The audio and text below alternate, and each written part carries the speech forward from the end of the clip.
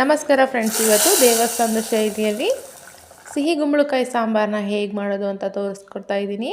ತುಂಬಾ ಚೆನ್ನಾಗಿರುತ್ತೆ. ದೇವಸ್ಥಾನಕ್ಕೆ ಹೋದಲ್ಲಿ ಪ್ರಸಾದ ತಿನ್ನಬೇಕಾದ್ರೆ ಮತ್ತೆ ಮತ್ತೆ ಆ ರೀತಿ ತಿನ್ನಬೇಕು ಅಂತ ಅನಿಸಿರುತ್ತೆ ತಾನೇ.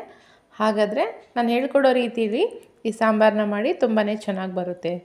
ಮೊದಲಿಗೆ ನಾನಿಲ್ಲಿ 1 ಬೌಲಷ್ಟು ಕುಂಬಳಕಾಯಿನ ಸಿಪ್ಪೆ ತೆಗೆದುಬಿಟ್ಟು ಸ್ವಲ್ಪ ದೊಡ್ಡದಾಗಿ ಕಟ್ ಮಾಡ್ಕೊಂಡಿದ್ದೀನಿ.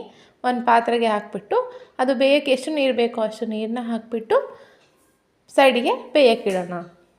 ಹಾಗೆಯೇ ಪಕ್ಕದಲ್ಲಿ ಒಂದು ಪ್ಯಾನ್ನ ತೊಗೊಂಡ್ಬಿಟ್ಟು 1 ಟೇಬಲ್ ಸ್ಪೂನಷ್ಟು ಎಣ್ಣೆ ಹಾಕಿ 2 ಟೇಬಲ್ ಸ್ಪೂನಷ್ಟು ಧನಿಯಾ ಕಾಳು, 1 ಟೇಬಲ್ ಸ್ಪೂನಷ್ಟು ಕಡಲೆಬೇಳೆ, 1 ಟೇಬಲ್ ಸ್ಪೂನ್ ಉದ್ದಿನಬೇಳೆ, 1 ಟೇಬಲ್ ಸ್ಪೂನಷ್ಟು ಜೀರಿಗೆನ ಹಾಕಿಬಿಟ್ಟು ನಿಧಾನ ಉರಿಲಿ ಚೆನ್ನಾಗಿ ಫ್ರೈ ಮಾಡಬೇಕು.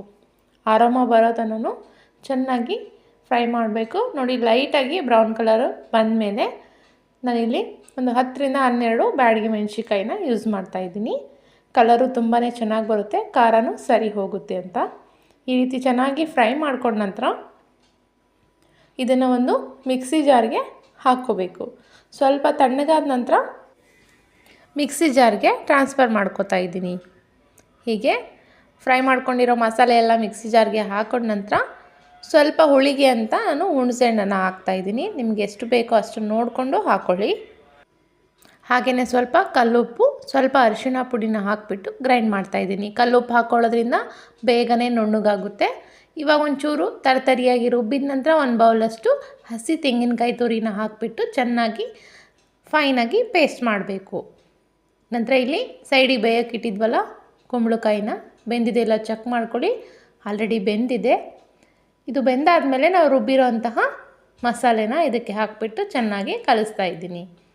ನೋಡಿ, ನಿಮಗೆ ಎಷ್ಟು ನೀರು ಬೇಕೋ ಅಷ್ಟು ನೀರನ್ನ ಹಾಕ್ಕೊಂಡು ಒಂದು ಮೀಡಿಯಮ್ ಕನ್ಸಿಸ್ಟೆನ್ಸಿಲಿ ಇರೋ ಥರ ಸಾಂಬಾರನ್ನ ಮಾಡ್ಕೋಬೇಕು. ನೋಡಿ, ಇಷ್ಟಿದೆ. ಇದನ್ನು ಕುದಿಯೋಕ್ಕೆ ಬಿಟ್ಬಿಟ್ಟು ಇದಕ್ಕೆ ಬೇಕಾಗಿರೋಂಥ ಒಗ್ಗರಣೆನ ಹಾಕಿಬಿಡೋಣ. ಮುಂಚೆನೇನು ಫ್ರೈ ಮಾಡಿದ್ವಲ್ಲ ಅದೇ ಪ್ಯಾನ್ನ ಯೂಸ್ ಮಾಡ್ತಾಯಿದ್ದೀನಿ. ಇದಕ್ಕೆ 1 ಟೇಬಲ್ ಸ್ಪೂನಷ್ಟು ಎಣ್ಣೆನ ಹಾಕಿಬಿಟ್ಟು 1 ಟೇಬಲ್ ಸ್ಪೂನಷ್ಟು ಸಾಸಿವೆ ಹಾಕ್ತಾಯಿದ್ದೀನಿ. ಸಾಸಿವೆ ಎಲ್ಲ ಚೆನ್ನಾಗಿ ಸಿಡಿಬೇಕು. ನಂತರ 2 ಬ್ಯಾಡಗಿ ಮೆಣಸಿನ್ಕಾಯಿನ ಒಗ್ಗರಣೆಗೆ ಹಾಕ್ತಾಯಿದ್ದೀನಿ. ಸ್ವಲ್ಪ ಕರಿಬೇವನ್ನ ಹಾಕಿಬಿಟ್ಟು ಸ್ವಲ್ಪ ಫ್ರೈ ಮಾಡ್ಕೋಬೇಕು. ಹೀಗೆ ಚೆನ್ನಾಗಿ ಫ್ರೈ ಮಾಡ್ಕೊಂಡ ನಂತರ ಕುದೀತಾ ಇರೋವಂತಹ ಸಾಂಬಾರಿಗೆ ಈ ಒಗ್ಗರಣೆನ ಆ್ಯಡ್ ಮಾಡಬೇಕು. ಸಾಂಬಾರಿಗೆ ಒಳ್ಳೆ ಟೇಸ್ಟ್ ಬರಬೇಕು ಅಂದರೆ ಒಂದೊಳ್ಳೆ ಒಗ್ಗರಣೆ ಕೊಟ್ಟರೆ ತುಂಬಾ ಚೆನ್ನಾಗಿರುತ್ತೆ. ಐ ಹೋಪ್ ನಿಮಗೆ ಈ ಸಾಂಬಾರು ತುಂಬಾ ಇಷ್ಟ ಆಗಿದೆ ಅನ್ಕೋತೀನಿ. ನೀವು ಒಂದ್ಸರಿ ಟ್ರೈ ಮಾಡಿ. ಆಲ್ಮೋಸ್ಟ್ ದೇವಸ್ಥಾನ ಶೈಲಿಲಿ ಹೇಗೆ ಮಾಡ್ತಾರಲ್ಲ ಅದೇ ರೀತಿ ಬಂದಿದೆ. ಟೇಸ್ಟ್ ಮಾತ್ರ ಸೂಪರ್ ಆಗಿದೆ. ಕೊನೆ ತನಕ ವಿಡಿಯೋ ನೋಡಿದ್ದಕ್ಕೆ ಧನ್ಯವಾದ.